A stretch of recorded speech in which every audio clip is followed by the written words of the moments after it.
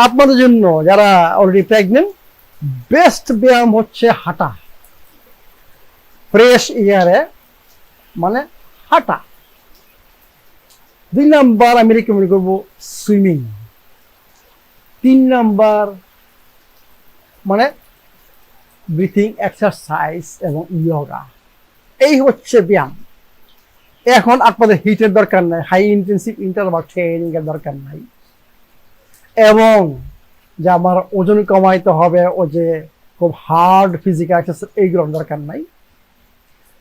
মানে আপনাকে just activity, physical অ্যাক্টিভিটিতে থাকতে হবে।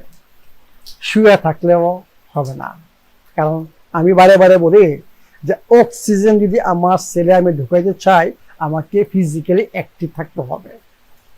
এই জন্য হাঁটেন, যদি সম্ভব হয় সাঁতার কাটেন, ইয়োগা করেন, দ্যাটস এনাফ।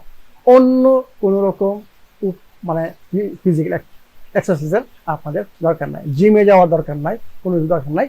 জাস্ট এই 3টা ইজি এক্সারসাইজ আপনারা করেন, মানে সুইমিং, ইয়োগা, ব্রিথিং এবং ওয়াকিং, মানে হাঁটাহাঁটি। সবচেয়ে বেশি হচ্ছে হাঁটা, মানে ফ্রেশ এয়ারে হাঁটা। That's enough. Thank you very much.